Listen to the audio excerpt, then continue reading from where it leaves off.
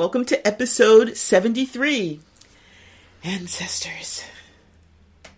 Join us as we talk about our connection to the ancestors as those who have gone before, as well as the fact that we will be taking our place with them. And considering the ways in which you interact with your ancestors. Stay tuned.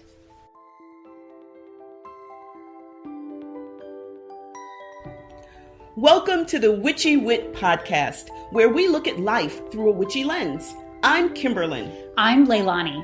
At Witchy Wit, we explore current events, Ideas, music and books, and experiences in ways that recognize energy and life in everybody and everything. We are both real witches. And we bring two real perspectives through the lens of our different ages, Races, and backgrounds. with a healthy skepticism for what we have been told is true. Our conversations are raw, candid, and vulnerable. Join us as we cast a spell to uncover what we each know is true in our intuitive, witchy selves. Welcome to episode 73. Ancestors. Normally it's like, whoa! So, we'll talk about why we chose ancestors in a moment, but let's start with just figuring out where we are right now. Well, I think individually and collectively, we are in this moment going through things because we are going to be somewhere else. Yes. Doing something. Yes. So this is so exciting. So our check-in is actually a joint check-in. Wouldn't you say? Yes. Because we've mentioned it. Oh wow. We've mentioned in the past that we're going to be doing the Camino. Well, now we're getting close to actually we decided we're going to deposit. We've chosen a company, and let's talk a little bit about the company, shall we? Yeah. Yeah. You want to? Yeah. So we picked a company. Something I'll share personally. Mm-hmm. We picked a company. I have scoliosis, mm-hmm. and so it was really important to me to have a baggage transfer. Mm-hmm. And a lot of people don't necessarily need that. They can carry their baggage. But for me, with the longevity, that's just, if I want to do it, that's something that I want to have that support from. So we picked a company that had the baggage transfer. Could you explain what that means? Yes. So thank you. Mm-hmm. They're gonna carry our bag from the end of one stage to the end of the other stage. Mm-hmm. Yes. And stages are the amounts that one would walk on the path, and then where they stop and then spend the night. Exactly. And so then they're like a Sherpa kind of, like they'll take our bag from where we spent the night while we're walking, and then our bag will be waiting for us when we reach the next hostel that we're staying at. Exactly. Now, so many people, there's a couple that we follow called the Stingy Nomads, but a lot of people actually carry they carry everything in a backpack. So usually one change of clothes and maybe an extra pair of shoes, and then they carry everything when they get to the next stage, to the next stop, then try to find an albergo or a hostel to stay in. A lot of people use their phones and book ahead of time. And it can be kind of iffy, and sometimes people don't get a place and they end up sleeping on the road or whatever. But that's kind of the really DIY version of it. We ain't doing that. No. So you mentioned that you were concerned about the health of your back. And I'm just concerned because I'm old as shit. And so we decided we're going to do a slightly elevated version of that. Yeah. So you mentioned the baggage. Yeah, and we're still walking. Yeah. But we're just not like... Well, that's pretty much it. That's like the tofu and potatoes of it. Like, we're still walking. We're still doing the walking. We're just not carrying our bag. We're not carrying our bags. We're not booking our hotels. Right. We're not booking our restaurants. And they're picking us up at the airport. And yes. And they're kind of like pointing us in the direction and giving us a big shove. Like, and then we just start to walk. Kind of like an automaton. You're like, right. This is fun. But here's the thing, like... You had just had a birthday. Yes, I did. And turned 65. So like, I think I wonder if we're atypical walkers, if we're atypical travelers. But like, you're 65. I have some concerns because of my back. Like, so this is a conversation that you and I had that I really liked, is that we sat down, we were like, okay, but what is the most important part? And the most important part is that we walk. Exactly. And one of my big things, which I think you agreed with, was that we end in Finisterre. Yes. So if we keep in mind what is most important, then we're like, okay, so then like the other things that I'm like, what can we do to fix the other things I'm worried about? And that's why you work and work hard so that you can have the money, the energy in the form of money to give to someone else who can pave the way, make it easier for us to do the walking. Yeah. Bam. Bam. Works for me. Yeah.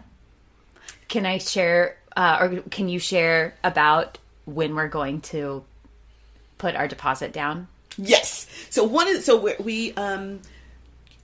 going to do this walk in June, and a lot of the companies who run these kind of they can do it anywhere from just the luggage transfer to what we're doing, which is pretty much everything but the walking. They start planning and organizing and getting people to kind of commit to it now. So when they offer like little discounts, so if you do it now as opposed to waiting until January or something like that. So we're one of the companies that we're doing has given us extended the September special to October 15th for us. And I asked, since we're going to book, we're going to put a deposit down. If instead of waiting to the last minute, if we could actually do it on a very special day, which is Friday the 13th. Oh my gosh, I'm so excited. Oh. So it probably means nothing to anyone else, but it means something to us to actually put that energetic form in terms of money, the commitment to this thing that's going to happen next June on a very special day, as we've mentioned in an episode a while back. We did a whole episode on Friday the 13th. On Friday the 13th, exactly. So I think that's so cool that we're bringing, and you were the one that suggested that. I was just going to plug it in my calendar, but you suggested it, and I think it's for me, and I think for us, this Camino that we're doing is so much more than just a trip. It has these spiritual tie-ins, and to book it on a spiritual day is just, I think it's just going to add more energy. Yeah, and it's a spiritual day for a spiritual super weekend. Oh my gosh. Yeah. So we actually have an episode that's going to be coming out a couple of days in advance on the eclipse, on eclipses in general, but we're doing it because that's Saturday. So Friday the 13th is Friday, which makes sense, right? Because it's in the name.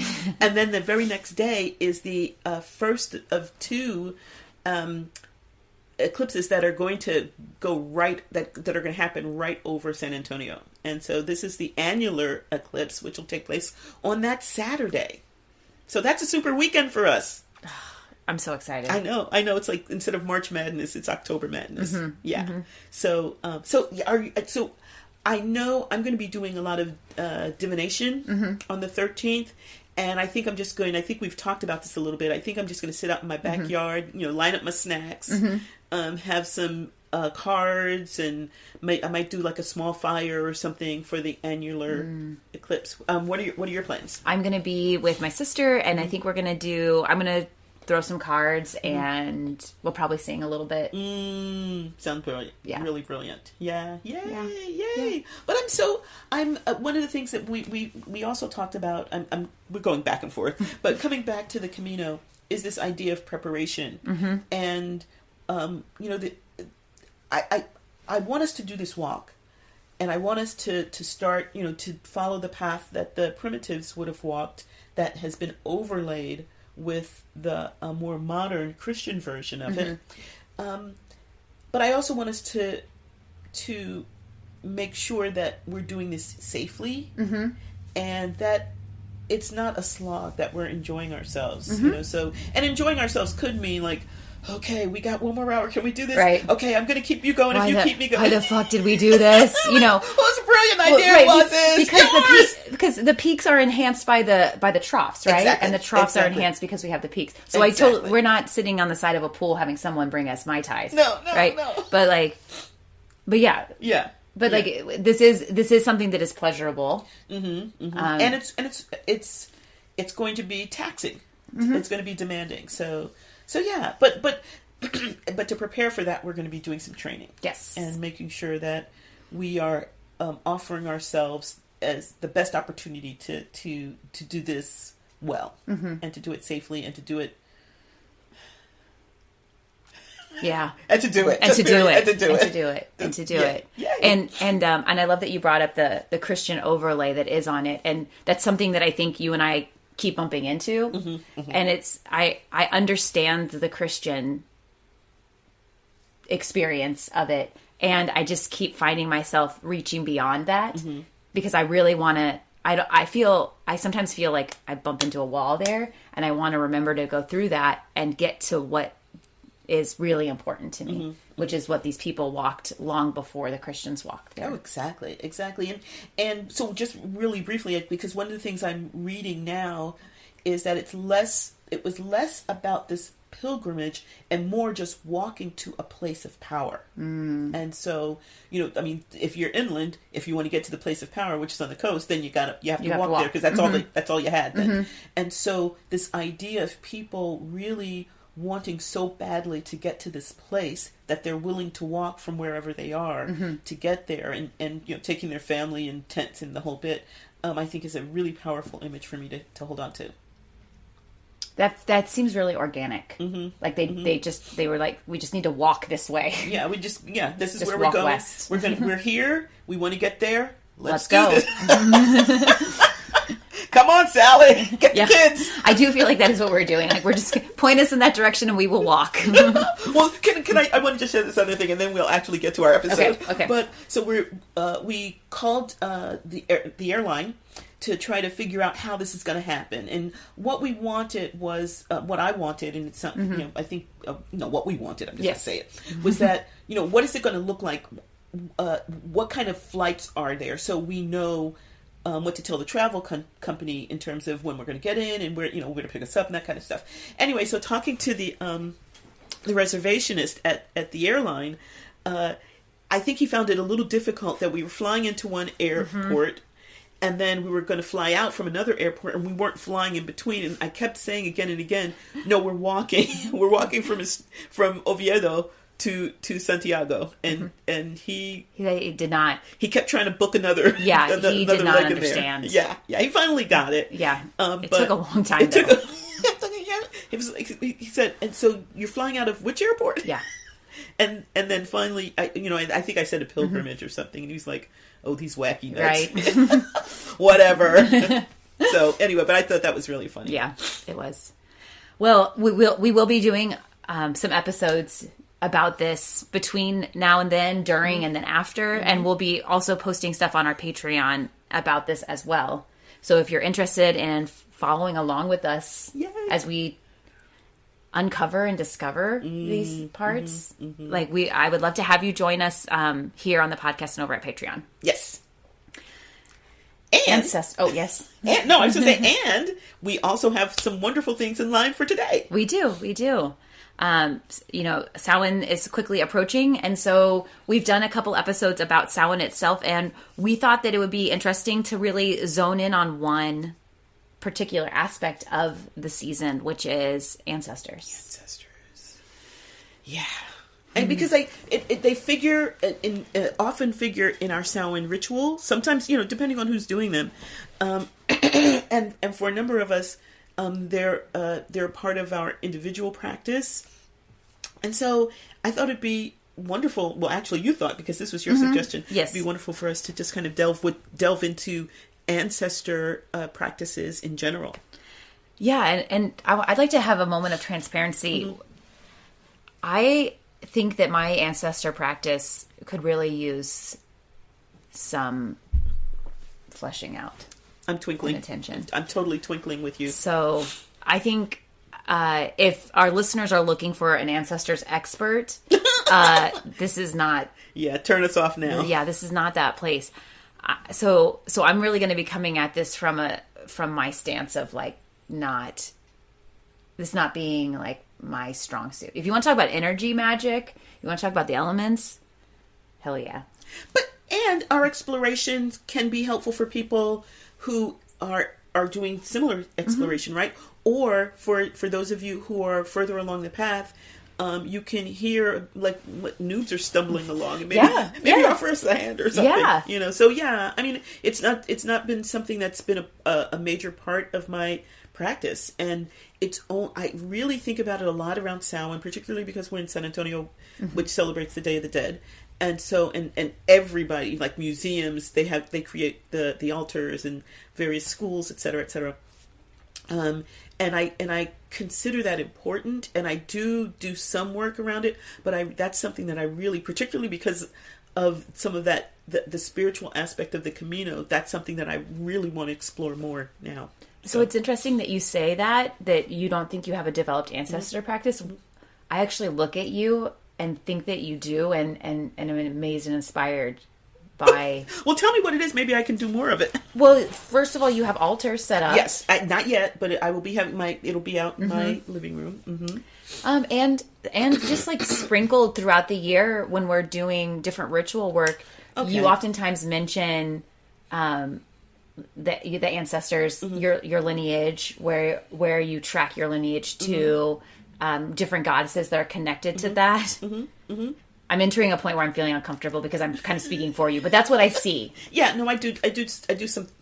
There is a part of, I guess it's my witchy practice, but it's also kind of a familial thing where you know, Kimberlyn, daughter of Eleanor, daughter of, that kind of stuff. Is that what you're talking about? Yes. And I've heard you, like, you have like connections to some African goddesses. Oh, gotcha. Oh, yes.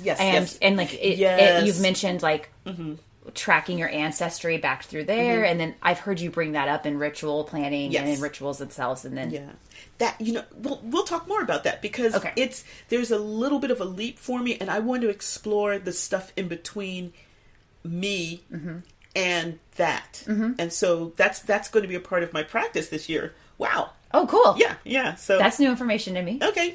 Yeah. So, cool. So let's talk a little bit about what that looks like. Different ways that people tend to honor their ancestors, and you mentioned Samhain. We do that. We do that at our. We often have an ancestral component to our Samhain rituals. Sometimes our Yule rituals too, because you're going inward, and often inward kind of explores those type of relationships. But as I said, here in San Antonio, the Day of the Dead, because of the Mexican connection, is huge. Yeah, like even down to like grocery stores have Day of the Dead altars set up in them. The classrooms. Yes, it's just like it's everywhere. Shopping centers. Everywhere. Like spiritual and also the mundane. Like it's just like everywhere. It's huge.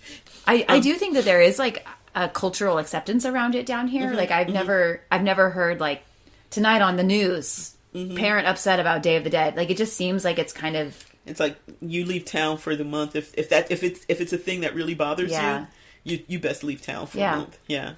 So yeah, and then it's so funny because my students had told me about this for years and years and years, and I've never seen it. Finally, this past weekend, this past week, Tuesday, I was babysitting a friend's toddler, and I finally watched Coco. That's the Disney Pixar. Yes, that. Oh my gosh, it's so gorgeous. It's so well. Of course, it's vibrant and beautiful, and the way they just they talk about the ancestors and how that picture on the ofrenda is important, and to me it harkens back to a lot of African spirituality, in that when the last person, like, you're alive, your spirit is alive as long as someone remembers you, and when that last person who remembers you dies, then in African cosmology, you're reborn as like, I don't know how long, it might be a 9 months or whatever, but then you come back as a new spirit. Isn't that fascinating? I feel so tender about that. It's really beautiful, and it's a beautiful way of keeping the dead a part of your life, and which is not it's not a cultural practice of the dominant culture here in the United States, where first of all, old people are kind of secreted away, Or when they become problematic, when, all of the stuff, they're incontinent or whatever, then that's when they go to the home. And so children don't get, or people in general, but definitely children, don't get to negotiate old age with an old person. And so all they get are the cultural images of old age. And I think that's so sad. And then hence death. So they're protected from death. Yeah, I feel that's like true in my experience. Protected from death, and death is like this weird bad thing that happens, but it's also very removed from me. Like protected from it, so it's removed from me. So then, like, people kind of get old and die over there. So you actually don't. Yes, so you don't have contact with your ancestors before they become your ancestors. Right. So often, and sometimes it's distance, and I'm not saying everybody does this, but just as a culture, we don't have that connection with our ancestors, even when they could be there giving us guidance literally on the spot, right? Before you have to like do a little ritual to get guidance from them. Right, right. But so it's just, it's no surprise that it's difficult for people to kind of grasp it. Yeah. And we were talking about this before we started to record. One of the things I love about our circle is it puts me in proximity to people who are different ages from me in a very intimate way. And so I have connections with people who are at different stages of their life that I would not have outside of this. And so for me, it's very healing, and it pushes some edges for me. And I've gained some experiences that are really important to me. Yeah. And I feel connected to people, and I hope that they feel similarly about me. Yeah. So shall we talk a little bit about, types of, when we talk about ancestors, like what that looks like, or does that sounds like or feels like? Yeah, I originally figured ancestors meant the people in my family who, like, previous generations. That was my understanding of ancestors. And those are ancestors. Yes. Yeah. That's why you understood that. Yes. Yeah. And it's funny because in our group we tend to call them, because we have it's an enriched experience of ancestors. So we call those type of ancestors of blood and bone, because we literally came from their whatevers. Yes. Well, let's not get too involved in that. But we share DNA. We'll put it that way. If assume depending on it. That's actually interesting. Whoa. Who was that? I was just talking to someone yesterday about someone who does counseling with people who have children born from donors because they don't have the same DNA. So in this moment, I'm finding blood and bone to be limiting and not what I actually think. Are you? Yeah, what are you experiencing? It's so we were thinking of it as, okay, this is one category, but even that category is richer than just those terms. That. Because there are people who I consider parts of my family. Yeah. So those are my ancestors, right? But they are not. We don't share any DNA. Yeah. Wow. Well, this is happening in real time on our podcast. We're doing some work. We're exploring. Well, and I'm thinking I would certainly hate to call in ancestors and have someone standing in the circle who, let's say, they were adopted, and for me to say, and now call in your ancestors of blood and bone, and that's not encompassing. Right. It would be more like blood and love, or or something. I don't know. Like, this is fresh for me, but Okay. Yeah, because I agree with you. Like, I consider my ancestors the people who are a part of, like, the energetic lineage of my family, and that actually doesn't really have much to do with blood. It can. Whoa. So we say blood and bone, so meaning somehow a part of your family, your individual family, right? And then we also talk about ancestors. Well, I say craft, but I think you use a different term. What's the term? I've heard ancestors of the craft or heart and spirit. Heart and spirit. So those are the ones I consider that, and I'd love to hear your thought on this. I consider that someone who has forged a way, because to me ancestors have gone before and done stuff before that I've benefited from, and so these are spiritual ancestors for me who have done things and forged ways, and I call them as ancestors. So, for example, we did some work with our apprenticeship where we worked with ancestors they called it ancestors of the craft, and I chose Miriam Makeba because this is someone for whom music was powerful, but she also used it as a means of articulating protest and advocating freedom, etc., etc. I do remember when we did that. Yeah. I had not made that connection for this episode at all. Yeah. So I similarly to you, when I think about ancestors of the craft or ancestors of heart and spirit, like you said, people who have forged a way that I've benefited from. So for me, oftentimes I think about feminists. I think about writers, authors. So then I really get like jazzed about feminist authors. And then spiritualists, ritualists, and healers. So on that same part of our apprenticeship, I focused on Mother Teresa as someone who did healing work. And then I actually compared her to Inanna and Inanna's journey, which was really cool. Really cool. I really rocked out on that. Inanna is someone that I like really rock out on. So because she goes deep and she goes dark. Yes. I can see that. I can see that. Yeah. So it's funny because I use the word craft, but it's not necessarily that they are witches. But because of my work in witchcraft, I see them as an ancestor. I can make that spiritual connection with them. And I think it's the connection part that's the important part. And the part that I draw upon and sit with and explore, because it helps me to know them better, but it also helps me to know myself better. Yeah, I agree. I think it's finding, so like for our listeners, I would suggest if you're looking at finding ancestors, maybe inside or outside of your family, I would consider like, what are the things that are important to you? I don't know, like if snowboarding is like your passion, then maybe like ancestors of walking around in the snow or stuff, I don't know, like finding those things that are important to you that you connect with, and then finding the people who have come before. It can be people that you admire, but it doesn't have to be. It could be people who did what you want to do, or who made it easier for you to do what you want to do.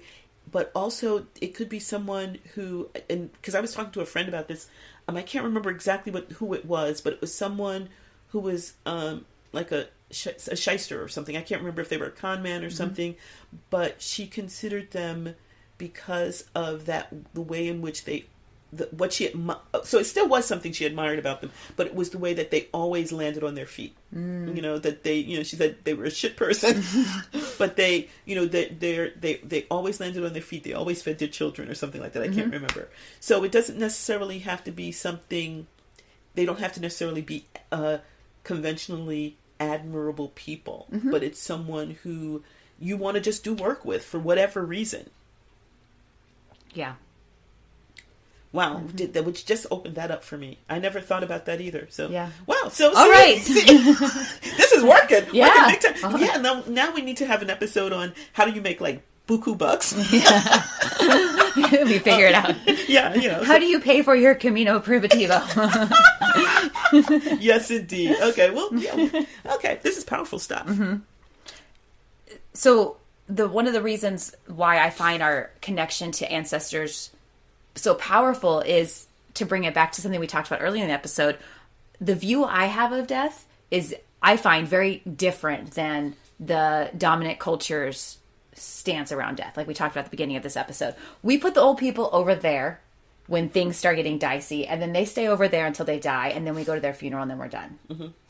But that's not my practice. Oh, what about it? No, it's like until we go to their funeral and then they're done. Right. Check. Okay. But that's, So it's amazing because as we think about ancestors, they are people who theoretically love us and care for us and want to do well for us. And so that's something to call upon. Their family members who have gone before, so they've experienced stuff. They have knowledge that can be helpful, and they also have knowledge that comes from passing from this veil to another. So they have the knowledge of this world that they can share with us, but then they've done something that I haven't yet done, which is crossed over. And while the crossing over part may or may be an important part of this, the knowledge that they get from being in that place is an important part. So having experienced death, they're now at the place that exists after death. And I can't speak for anyone but myself, but I assume that it's this wide open place of just of potential and possibilities that we can't fathom because we're not dead yet. And if I think about the rites of passages that I have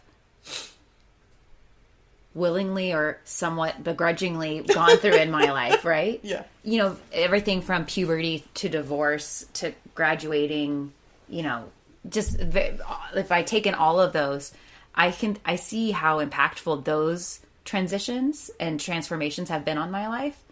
And one of my favorite movies, which is also a book that I think is not good. The movie was much better than the book. It's called Peaceful Warrior, and one of the characters in the book, his name is Socrates, not that Socrates, but his name is Socrates, and he talks about how death is a transformation, and he's like a little bit more dramatic than puberty, but still just a transformation. And he's kind of funny, and that line really stuck out to me because I think that that's true. Like I'm constantly being transformed through the things I just mentioned, you know, through graduating, through moving, through puberty, you know, starting to menstruate and having my body changed. People are transformed with child rearing, divorce, marriage, you know, all these things. And I've learned so much from that. And I think death is, like he said, like a more intense transformation, but a transformation nonetheless. If I learned so much from this, what am I learning from that? That is a lot. And I want to continue my connection to those who have gone before me, so I can tap into that. Just like when I got divorced, I reached out to you and you supported me through that. I similarly want to reach out to my grandmother who has gone before me so that I can learn from her. Yes. And what I think is important for me is that there's that knowledge, the information that they can share, but there's also the energy, which I think is going to be as transformational, if not more so, than just, okay, baby, when you get to the train, get on the train. Don't stand there and wait for the next train. Right. It's not going to be better. Get on the train. You know. So you know, there's that kind of like practical knowledge, but then there's just the energy of what they are now, which is going to be so dramatically different. I don't know. Maybe not. You know, it depends. It depends on what they. It also depends on what they care to share. Right. Yeah, and I have a beloved, a very, very close beloved who can communicate with people on the other side. And that beloved has really impacted my belief about what happens after people die, because that beloved has experienced the dead changing. Right. You know? Wow. Like we've, there's some family members who were not, like you call them shysty. Shysters. Yeah, some family members that are shysters before they pass. And like there's clearly been some work going on the other side of the veil. Yeah. And so like that's been really interesting for me to think about that, you know, because they don't freeze when they die. They continue to grow. Right. Because a question for me is like, if you're like, I love this word, shyster over here. When you die, are you a shyster over there? Yeah. Or when you die, do you just suddenly become like a Mother Teresa over there, even though you were a shyster over here? You know. Ooh. So like in that beloved's experience, there is some transformation, and not instantaneously, but there is some transformational work going on over there. That's good to know. Because I would hate to think that I kind of freeze at where I am when I'm gone. You know, when I go, that I can continue to evolve. Yeah, I certainly want to. Oh, can we talk about the cauldron? Sure. As an image, it's not just what you brew in. Well, yeah, it's a container. It is. It's a container. Yeah. You want to? Yeah. So one of the images that I think is really powerful is the idea of the cauldron as the thing from which I am born from, and the thing with which I return to. It's the container. I'm so glad you said that, because that's not where I thought you were going. Yeah. Okay, so can we talk about that first? Yeah, and then, sure. because I also want to hear what you have to say. So for me, the cauldron is this, it's like the ocean, the place, the cauldron and the ocean are very similar in the way I think. So it's like a metaphorical place from which I'm born.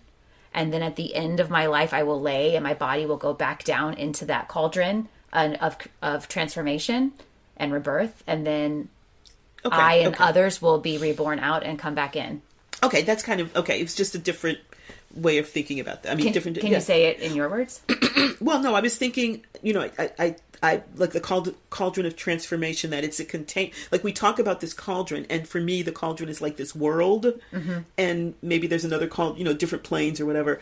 But the cauldron just holds it. So the stuff that we see is just kind of like a place, contains, and they all contain energy. And so I think of going into the cauldron, I think of being in this world as being in this cauldron, and that it's connected to all these other ones. But the idea is that there's this transformation. But what we tend to see is this world, trees, my house, and then we see another cauldron, which is a coffin, death, etc., etc. But that's not where literally the juiciness. That's not really where the energy is. That's just the container for it. And I, in the dominant culture, gets caught up in the container. And all the stuff is really like our spirits, the stuff that's in between our cells. That's all in the cauldron. So that's what I was thinking. Mm-hmm. I love that. And I love it too. And I just love how we're all, and there's another woman in our circle who loves to sing "Going Down in the Cauldron." I would love to hear how she thinks about it, because probably there's every time someone sings cauldron, there's a different like kind of process going on behind their brains in terms of associations. Yeah. Some of the lyrics to that chant that we sing are "Gonna lay my body down in the cauldron, crones a callin', gonna be reborn." That's one of the parts I love about it. And I I'm going to sing it. I'm going down in the cauldron. Don't you worry and don't you moan. I'm gonna lay my body down in the cauldron. Crones are calling, gonna be reborn. So I'm picturing, like you're going in the cauldron and you're in this brew and this cone, cackling and stirring. And then like your spirit flies out, like totally changed, dripping wet, just amazing. Yeah. Something I love about that is that it's this image, and even singing that song, it, instead of death being that thing that's over there that we put off and then we go to the funeral and then check we're done, I'm thinking about death every time we sing that song, and other ones that I hope we're going to talk about later too. I'm thinking about death every Samhain ritual, and I'm thinking about death every winter solstice ritual. But for me, it makes death this part of life, woven into this part of life. And I think about death every time I see the leaves change colors, and fall from the tree. And so death becomes not this thing that I don't think about or is put over there, but death becomes this thing that's woven into all these different parts of my life. Yeah. And it's so funny because and this is one of the reasons why I want to explore it more, ancestor worship and my ancestors and the concept of death, because I get so caught up on that container, on the picture, like here is life, there is death. They're two different containers and you go from one to the other.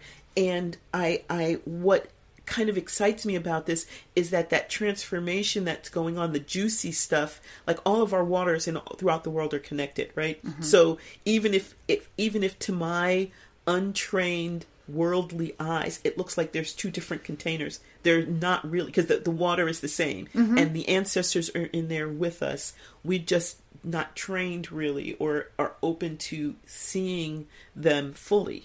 So it's just really one thing of water, and if I work on it more and more and more, I can stop seeing these containers, these artificial constructs that are cauldrons. Yeah.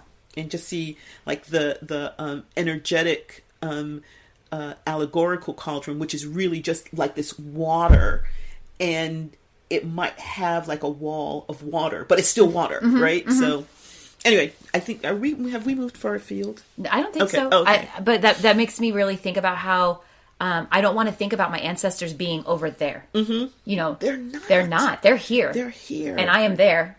And that, oh yes, you know, like it goes both. There like energy goes both ways there, and so like they are not confined to my altar, and they are not confined to Samhain and or winter solstice. You know, like they are here, and yes, this time of year, for different reasons and different beliefs, the veil thins. We can connect with them more, which I do think is true. Like I feel that, and that doesn't mean that they're not here all the time. Like my grandmother is the ancestor that I feel like a lot of connection with, and she's here with me all the time. I talk to her all the time, but not just on Samhain, and not just whenever I'm standing near my altar. We're in the cauldron. I'm in the cauldron all the time, and she is too. And yes, and where she ends and you begins, because it's watery, right? And I think Samhain is just this period, this time where if you're not used to doing that, it's easier to do. Yeah. Right. Yeah. So.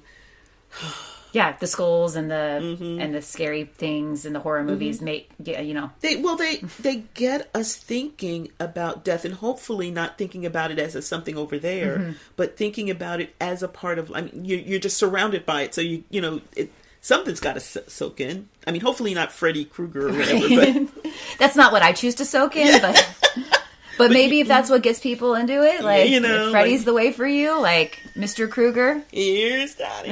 Yeah, so exactly. As I've explored my witchy side, and as I've gone deeper and deeper into the woo, I never really shared it with my mother. And so she can figure stuff out, because I wasn't hiding how I felt, etc. But I never told her that I was a witch. And so she's been gone now 6 years, and throughout this time I've been resistant on connecting with her or calling for her or anything, because the Christian "thou shalt not suffer a witch to live" and all that kind of stuff. And I know she loves me, and people say that once you're beyond the veil, these artificial constructs that we make are not there. That these are things that we've made in this world, like the cauldron, right? That it looks different from that cauldron, and so there's fear. There's fear for me in terms of not anticipating a rejection, but just like, she's my mommy, and I want her to love me, and I want I don't want to disappoint her. And so anyway, this is, wow, this is taking me back. So, but it's been a struggle for me. And one of the things I've kind of set as not a task, but as an area of exploration is allowing myself to open to my mom. I've touched on distant aunt, like grandparents and stuff like that. So I know that it's not going to be, but it's so here it is. It's going to be a dramatic change of our conversation, right? Because that's not been a part of our conversation. Because I deliberately avoided that, because I knew she was a staunch Christian, and in life, and so it was never a part of our conversation. So I'm going to stop talking about it right now. But that's an area that I've resisted for now 6 or 7 years, and 6 years, and I'm opening myself up to this year. Wow. Wow. But I think, if nothing else, I think that to me helps me understand that for it's not a universal experience of like, once they die, cool, now we're gonna like jam out and connect authentically. That there's like a process on maybe both sides. I at least see one on your side. Yeah, she's probably sitting there going, girl, get over it, get over it. Like this, that was so 2017, you know? And so it's probably, I'm pretty sure it's probably all me. Mm-hmm. And I can't, I can't rush it. I can't say, dang it, why am I not there talking with my mother right now? Mm-hmm. So, I can, and I have, but, yeah. Wow. Wow. For me, I was excited. This is going to sound bad, but it's true. I was excited for my grandmother to pass because I felt a sense of when my grandmother passes, I won't have to censor myself around her, and I can just speak to her as I am. I never, like you, I never lied to her. I never was like, yes, Grandma, I love going to church and I'm a Christian. I never said that. And my grandmother was a good Southern woman who knew not to ask questions you don't want answers to. So she loved me, and she would just be like, are you doing okay? Are you, yes, Grandma, I'm doing good. But when she passed, there was a sense of excitement that like, now she's going to get to see all of me. Thank you for sharing that. Oh, I was worried about sharing it right now. Oh, that's wonderful. I love that. Thank you so much. You're welcome. Because she was very Christian, and I wanted to respect and honor her practice, but also that was not my practice. And my practice is so important to me that I did feel this sadness that she didn't get to see and hear about these things on this plane. Grandma, like my circle's doing so well. Grandma, I just did my apprenticeship. Grandma, like I'm a priestess. Grandma, I get to do this. I didn't get to share those things with her, but now I do. Thank you. For this little thing, you're my ancestor. You forged ahead, and you're sending me energy back. Yay, I appreciate hearing that so much. Okay. Other than my grandma, though, I don't really know I don't really know my lineage genetically. I don't really know where I'm from. I think there's been rumors. I've heard that maybe there's like something about Germany, but I really don't know, and I don't really feel like a deep desire to like figure that out. I don't really know what that's about.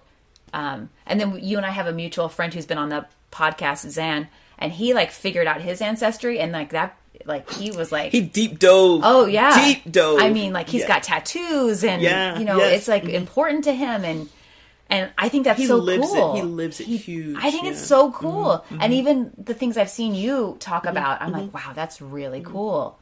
And yet, for myself, there's like this lack of that. Because you don't need it right now, maybe. I don't really know what it's about. Mm-hmm. You've got plenty to explore without having to worry about that, right? Yeah, my brother has done some genealogical stuff through some of those websites. Mm-hmm. My interest in that is like I want to connect with. I'm an extrovert. Mm-hmm. I want to connect with the people that I'm related to because like cool, more friends. Yes, yeah. But the idea of like finding out the lineage is I don't really have any. Like I'm not against it, but I also don't have any like I guess apathy is like a feeling. I'm like meh. So a funny story. I did Ancestry, and I actually found a cousin who I'm still. So I found the name, and it's like you have to pay money. I'm not paying money for that. But then I did a Facebook search. Or he did a Facebook search because maybe they told him or whatever. I can't remember. Anyway, we hooked up on Facebook. He's I guess he's graduated from college now, but he is related to my father's family. That during the the Northern Migration moved to Indiana, and so we did. I mean we just talk to each other on Facebook every once in a while, but it's just so sweet because here's this person who at the time he contacted me I think was 20, and just this young kid in college, and we figured out how we were related, and it was just really sweet because that part of the family I thought it died out because the people that I knew were older than my father and stuff. So I thought that they had died out, forgetting, of course, they have children too, but we were never close to them. So I didn't know anything about it. And the people I would talk to about them are all gone. So it was wonderful hooking up with him because he could reattach me to or reattach that branch to my lineage in my mind. That's cool. Isn't that sweet? That's so cool. That's so sweet. That's really... And that's not paying the extra money to Ancestry, my friend. So just be aware. Just be aware that you don't have to do that. But the beauty of it is, particularly for Black people, I think, because we are so cut off from our lineage, it stops in many cases. It stops once they, from in the United States, and sometimes not even because of very lack of birth records and things like that. Some people don't know past their grandparents, and so for me doing the Ancestry, because I found that I had, part of, I think 20 something percent was Nigerian, then Mali, then some Bantu, and so different things like that, and it helped me to foster that connection that I think you saw, where I really could express some of my longing and ways that I can connect with these archetypes that many, Hera doesn't resonate for me, so, but Oshun resonates big ass for me. So, and she has a big ass, which I like. So, that allows me to kind of reconnect. And so what we have here is kind of, I don't know past my great grandparents, who was born, my great grandmother who was born in slavery, and then nothing. And then I know that there's parts of my DNA comes from various places. So I have to leap over a connection that some people who can, they can trace their family to the Mayflower or whatever, England, or that I don't have, but I don't feel I need, because there's other things that resonate for me, and that's fine. And I don't need to know everyone. You're just going back to your connection with Oshun has given me a connection with Oshun. Oh, really? Because of the energy that I see whenever we have done any sort of work around, even whenever I'm not in that ritual space with you. But I have this tenderness and this awe for her just by proxy to you. So glad. It's so cool. Yay. Good, because she's my girl and I'm her girl. So we hang out. So, yeah. Thank you. One of the things that I'd like to talk a little bit about is, we've talked about this song, I think, on one of our Samhain rituals, is Dance in the Graveyard. And I love, this is a Delta Ray song, and I love the imagery of it. The idea that it's not about mourning, it's about, the song is called Dance in the Graveyards. I don't know if I said that. And it's about dancing with these people who have gone on before, and they're using Day of the Dead imagery. So that idea of that, at a specific time, it's easier to do. But the premise that you can do this anytime and that they're always there. And it's not just, okay, I need information from you, grandmother. It's just delighting with them. Just like I love spending time with you. Love, having the opportunity to spend time with them and doing stuff that I like moving my body, singing, dancing, that kind of stuff. I love that imagery. I love that song. I love that song too. You showed me that song. One of the things that I love most about that song is that one of the lines is, "When I die, I don't want to rest in peace. I want to dance in joy." And this idea that death is not this place where you rest, almost like you just go to sleep forever, which is kind of I think how I grew up thinking about it, but that it's almost this enlivening of the spirit, of the soul.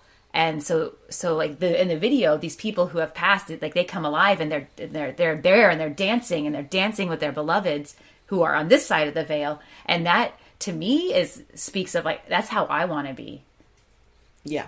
And I want to dance with the people, my ancestors that have gone before. And then I want to be danced with. Yes. And so it's funny because as we think about the ancestors, and this is, I have no corroboration from anyone. I guess next Samhain I can sit down and ask them this question. But to me, it seems like what happens at death is you drop all of this, you drop all the bullshit. You drop what the culture has told you. You literally drop the body. So all of the things that kind of keep you from being your bright, shining being are no longer important. Unless you want them, I guess you can keep them if you want to, or you can become a ghost or something, right? But it just seems like this is this wonderful transformation into being more the authentic, essential you, whatever. If you're a shyster or whatever, there's some working through there. But I haven't thought this through. But that's kind of this image that I have. I love that song. Yeah, it's a great song. And I don't think that the dead are limited to being in this graveyard and that we have to go there. But I think it's more metaphorical. I think the song is more metaphorical. But it does, I have thought, like, it would be fun to go dance in a graveyard. Like, to go, yes! Like, that does sound fun. Although I do think I can dance anywhere. You can dance anywhere. Especially in ritual space, I can make anywhere a graveyard. A graveyard, yes, you can. Ooh, but I love that idea, Kimberlyn, can you can you bring some bail money in? Apparently you're not supposed to be dancing in graveyards. I don't know what would happen. Although I do feel like I could call you for that and you'd be like, okay. Yeah, I'm there. I have like a special bail bag off to the side. It was going to pay for Camino, but whatever. So yeah. No, I love that. I love that imagery. One of my favorite ancestors' chants is Dancing Bones. I'm like dancing right now, like bones. And I just love it because it describes the fact that we're spirits wearing skin, and that we're these bones that get to dance. And it reminds me of, for me, it's a call to remember my mortality. That, like, all right, now I'm in this like meat suit, The meat suit. and I got these bones in me. They're like holding up my meat suit, and that I can that I can dance and I can move around. But that is where I am now. But that is not where I will be forever. You'll lay it down. You'll lay the body down. I like to go to the other song. Yeah. I will lay the body down in the cauldron. I love it. So shall we talk a little bit about? Yeah. So one of the things that we mentioned this idea of songs, and so we sing so many, and some are basically about death and dying, but some are actually about our ancestors, and I think about them, they're so varied because I think they kind of focus on one. A song can only do but so much in a small amount of time, so they might focus on one aspect of it. But I think it's fascinating, like the different aspects that they focus on. So, would you like to talk about that a little bit? Or is there something else you'd like to talk about before we do that? I'm sorry. When you started talking, I started singing one of them in my head. I started swaying. Which one did you sing? I was singing "History Mystery," and I lost myself. So let's talk about that one. So it's history, mystery, legacy, destiny. We are the gifts, and we pass it on. Love and spirit for those yet before. Love and spirit for those yet to come. Yes. So again, this idea, this is that line, lineage, right? And talking about, we are just, when we talk about ancestors, we're eventually going to be ancestors, right? So we're in this continuum, and we're at this one point in the spectrum right now, and do we move or the spectrum move? I'm not quite sure about that. I don't even know. But it's just like this long lineage where you look back and you see all these bodies, and you look forward and you see all these bodies, and for a moment you're this body. Okay? And I love that. And I believe that chant was written by Suzanne Sterling? Raven Stanfield. Oh, Raven.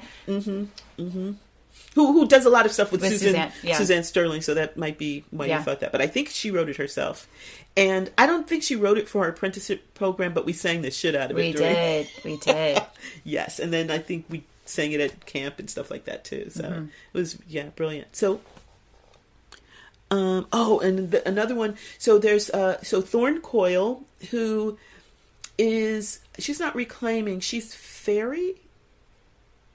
Thorn Coil? I don't know what I don't know. I don't think she is reclaiming. Yeah, I think she's fairy. I can't remember. But anyway, T. Thorn Coil has at least one recording, probably, I think maybe 2 or 3, with Sharon Knight. And they have the beyond the gates. I see my father beyond the gates. I see my mother. There I see the line of my people going back to the dawn of time. Beyond the gates, I see my sister. Beyond the gates, I see my brother.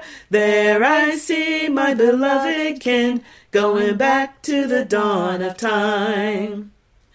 I will take my place among them. I will drink of life everlasting. I will live in the hall of the mighty until the end of time. I love that. I love it.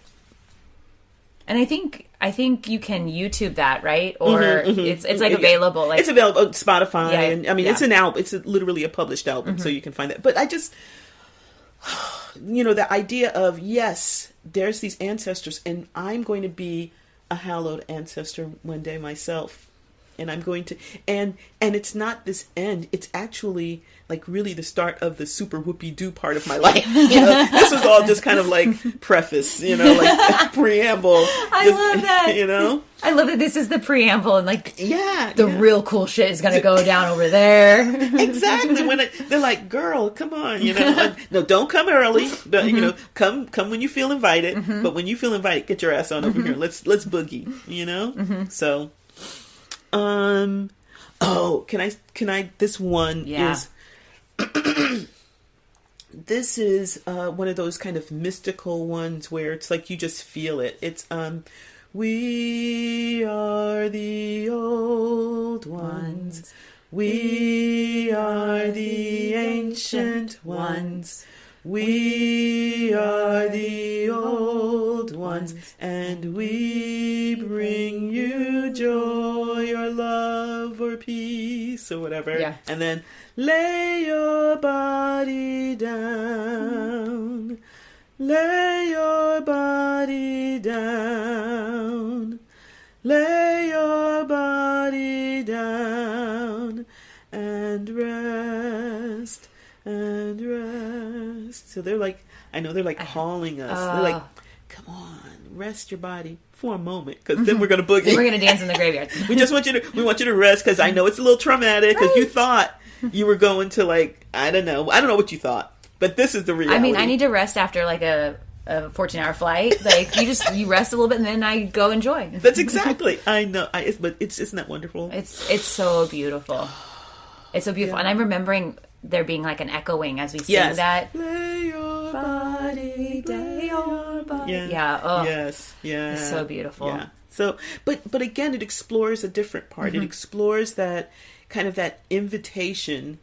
We're here. We're here, and you can join us when it's your time, and take a moment, and then you become a part of this kind of these waves and layers of experience that are so much more huge than the one that we're in now, right? Because there's just so much more of it, yeah? And it gets richer and richer with each person that joins it and adds their life to it. Oh, right? Whoa. Right? Whoa. And that's going to happen when you join it. Whoa. And that's going to happen when I join it. Okay. So that's what I'm saying. That's where the party is, my friends. Yeah. Because this is just, think of this as like preschool, where we're learning our letters and how to not beat each other to shit and stuff like that. You know what I mean? It's really just like our training wheels or something. And that's, to me, I think that's where the life and the joy really flower. I mean, it can flower here. It should flower here.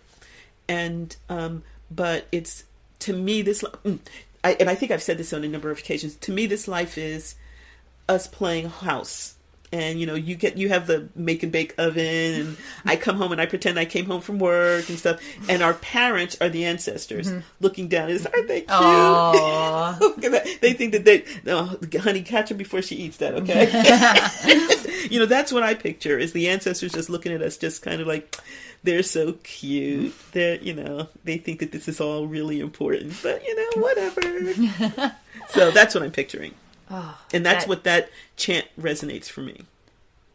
I'm just going to need to spend some time with that. That is beautiful.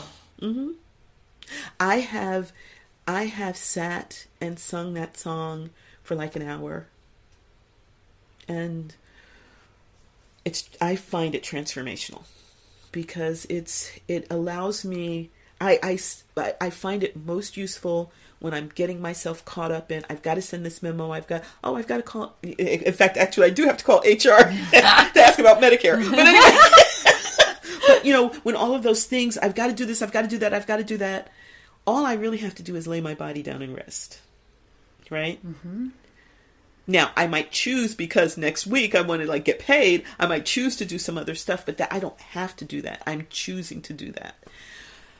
So sometimes when I get really, really anxious or fraught, I sing a chant like that, because that, first of all, it actually calms, it brings my blood pressure down, it slows down my heart rate and my pulse, but then it gives me perspective. If talking about the ancestors doesn't give perspective, I don't know what does. Exactly. Well, one of the things I used to say, and I haven't said it in a while, maybe I should, is if something's really, this is important, I've got to make sure I do it. If on my deathbed, I wouldn't have thought that was important. Like if I said, I'm so, as I'm laying there dying, I'm really glad that I did this thing. If it's not important then, it's not really important now. And that chant is kind of a musical way of saying that. Mm-hmm. I feel this sense of, I think I'm a little whacked out in my brain right now. I think I'm a little tranced out. We're kind of trancing. Kind of trancing. I shouldn't have sung it. Sorry. No. Well, this is what happens when you sing around me. I have this, because of our practice together with some other people, when I hear their voice, either their spoken voice or their singing voice, I start dropping into another, yeah. Gotcha. So, okay, well, I'm gonna, what's on the back of your toilet? A candle that's almost done. Okay, good. And what are you going to do later today? I mean, not to overshare on. Today I'm going to go home and then I'm going to go do some light acro and handstands, but just recreationally. I'm not training. Okay, good. Okay, do you need to pat yourself? Yeah. Okay. I was going to sing another one, but I don't think I will now. I think we're good. So okay.